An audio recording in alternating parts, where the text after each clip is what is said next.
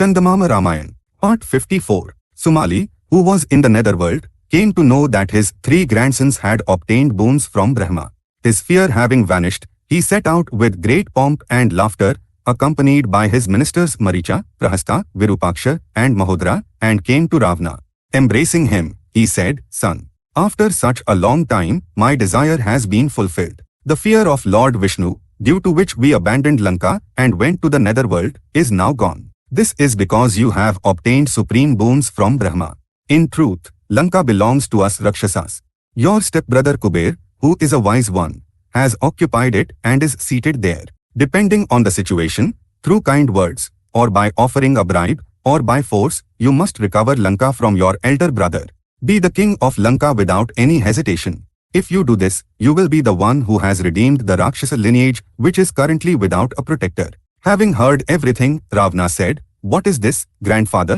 Kuber is equal to our father. You should not speak thus, and I should not listen." Sumali could say nothing more. After that, Prahasta, one of Sumali's ministers, took Ravana aside and repeatedly impressed these thoughts upon him. "Boy, the words you spoke to your grandfather are not appropriate. For one who is a warrior, what is this distinction of brothers? Enmity between brothers has existed since the very beginning. Aditi and Diti were sisters. Both became wives to Kashyapa Brahma and gave birth to the Devas and the Rakshasas. However, Vishnu struck down the Rakshasas and handed over the 3 worlds to the Devas. Not only this Lanka, but the entire earth was once ruled and enjoyed by the Rakshasas. We are not asking you to do something wrong anew. This injustice has been happening since earlier. Therefore, do as I say, and all our people will live happily." Ravana thought for a while and agreed. He sent Prahasta as a messenger to Kuber and had him ask thus, "Brother, the Lanka that is now under your control belongs originally to the Rakshasas. Therefore, if you give back Lanka to the Rakshasas, you will be one who has acted righteously. You will also be one who has fulfilled the wish of me, your younger brother." As soon as Prahasta came and spoke these words on behalf of Ravana, Kuber asked him to tell Ravana these words of his younger brother. "When our father gave me this city of Lanka, there were no Rakshasas here. I and my Yakshas are residing here.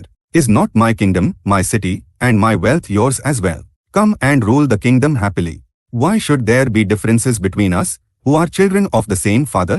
Having spoken these words and sent Prahasta away, Kuber boarded the Pushpaka and went to his father to tell him what had happened. Vishrava heard all that Kuber said and advised, "Son, listen to what I say. When Ravana said this to me, I grew angry. Because they have now obtained boons, they are behaving without any sense of restraint. You, however, leave Lanka and go to Mount Kailas to establish your residence there. There, in the river Mandakini, there are golden lotus flowers. On that mountain, Devas, Gandharvas, Apsaras, Yurigas, and Kinnaras always wander about. For now, do not maintain any enmity with Ravana." Kuber followed his father's words and went away to Mount Kailas, taking with him his wife, children, ministers, retinue, wealth, and vehicles. Prahasta went to Ravana with great joy and said, "Ravana, Lanka is vacated. Kuber has gone away from there along with his retinue. Go there and rule the kingdom, keeping all of us with you." Ravana went to Lanka, taking his younger brothers and his forces with him. There, his coronation took place with great splendor. Lanka, now teeming with Rakshasas, regained its glory. While Ravana ruled the city of Lanka on this side, his elder brother Kuber began to rule the city of Alka on the other side. After attaining the sovereignty of Lanka, Ravana gave his sister Shurpankha in marriage to one named Vidyutzeva, born in the Kalkeya lineage. After some time had passed, Ravana went for a hunt and saw an elderly gentleman and a girl with him in the forest. He asked, "Who are you? Why are you wandering in this deserted forest with this girl?" To that, the elderly man replied thus, "Son, I am a son of Diti, and my name is Maya. You must have heard of the Apsara named Hema. The Devas gave Hema to me in marriage. This girl is the daughter born to both of us, and her name is Mandodri. 14 years ago, Hema left me and went to heaven. I have set out seeking a suitable husband for this girl. Besides this girl, 2 sons were also born to me through Hema. The name of one is Mayavi, and the second one is Dundubhi. Since you asked about me, I have told you. Will you also tell me something about yourself?" "I am the grandson of Pulastya Brahma and the son of Vishrava Brahma. My name is Dashagriva," Ravana said. As soon as he learned that Ravana was born in the lineage of the great sages, Maya prepared to give his daughter to him in marriage. Right there and then, having kindled the fire, Maya placed his daughter's hand in Ravana's hand and performed the marriage for the two of them with the fire as witness. At that time, he gave his son-in-law a mighty Shakti weapon. It was a weapon obtained by performing great penance. It was with that weapon that Ravana later caused Lakshman to fall unconscious. Ravana went to Lanka with his wife and sought out suitable matches for his younger brothers. He fixed the marriage of Vajrajwala, the granddaughter of Varochana, to Kumbhakarna, and Sarma, the daughter of the Gandharv king named Shalusha, to Vibhishan, and performed the weddings with splendor. While the three brothers were living happily in Lanka with their wives, Ravana's wife Mandodari gave birth to Meghnada. It is said that as soon as that boy fell upon the earth, he cried like a roar of thunder. Therefore, they named him Meghnada. The parents had great love for that boy. That Meghnada is the same Indrajit who died at the hands of Lakshman. One day, while Ravana was seated in his court, Kumbhakarna yawned enormously and said, "Brother, sleep is overcoming me. Make some arrangement for me to sleep." That was the sleep that had possessed him due to the boon of Brahma. Ravana had a wonderful sleeping palace built for Kumbhakarna. It was very wide and twice as long, adorned with crystal pillars and ivory arches, and embedded with gold and gems. Kumbhakarna lay down in it and slept for years together.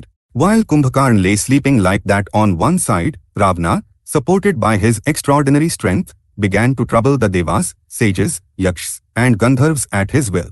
As a rogue elephant entering the water and churning it, Ravana destroyed the gardens of the Devas, including the Nandavana.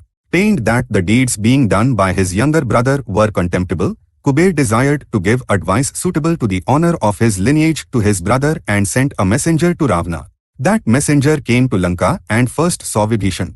Vibhishan rendered appropriate honors and respect to the messenger, asked after the welfare of Kuber and others, and learned the purpose of his visit. Later, he introduced that messenger to Ravana in the full assembly. The messenger spoke to Ravana as the words of Kuber.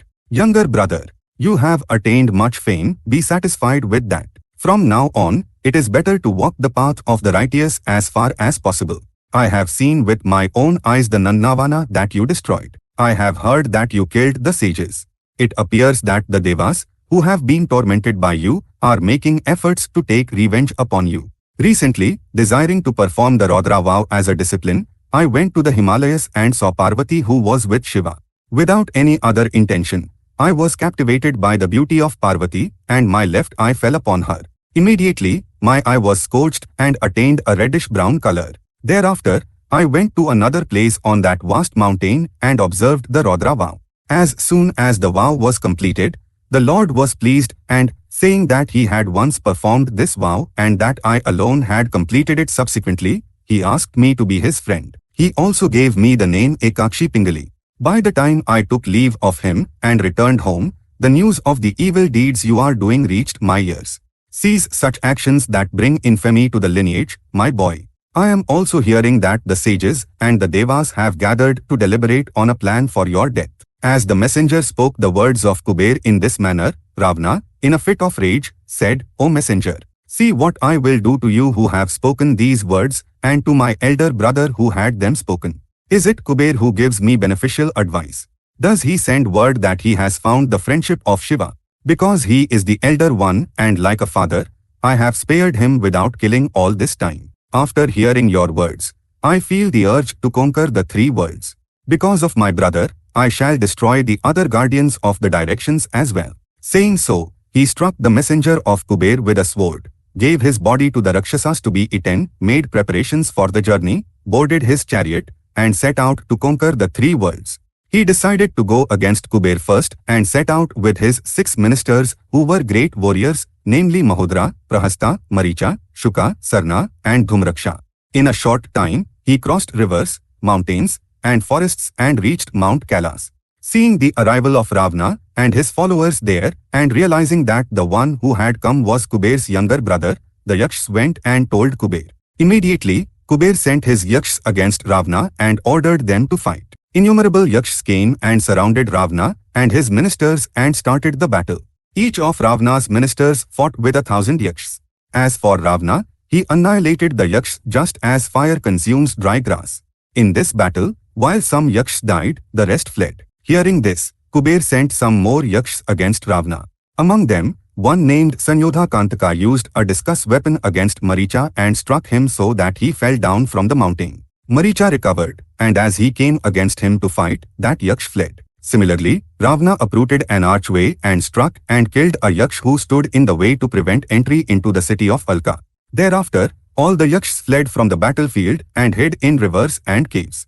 When the Yakshas he sent the second time also faced defeat, Kuber sent a great Yaksh named Manibhadra against the Rakshasas. He took 4,000 Yakshas and started the battle. As they all fell upon them with various weapons, the Rakshasas began to run. Thereafter, a chaotic and fierce battle broke out between both sides. In that chaotic battle, Prahasta killed 1,000 Yakshas, Mahodra killed another 1,000, and Maricha killed 2,000 Yakshas in a terrible manner. How could the Yakshas, who knew no magic, stand before the Rakshasas? Nevertheless, Manibhadra fought a great battle. Even though Dhumraksha struck him on the chest with a make, Manibhadra did not waver. He whirled his club around and struck Dhumraksha on the head, causing him to bite the dust. Seeing that, Ravana came against Manibhadra. Even though Manibhadra used 3 powers against him in succession, Ravana did not heed them and struck him on the head. With that blow, Manibhadra's crown tilted to one side, and he also earned the name Parshva Mauli. Chandamama Ramayana, Part 54 is complete. For now, Swasti.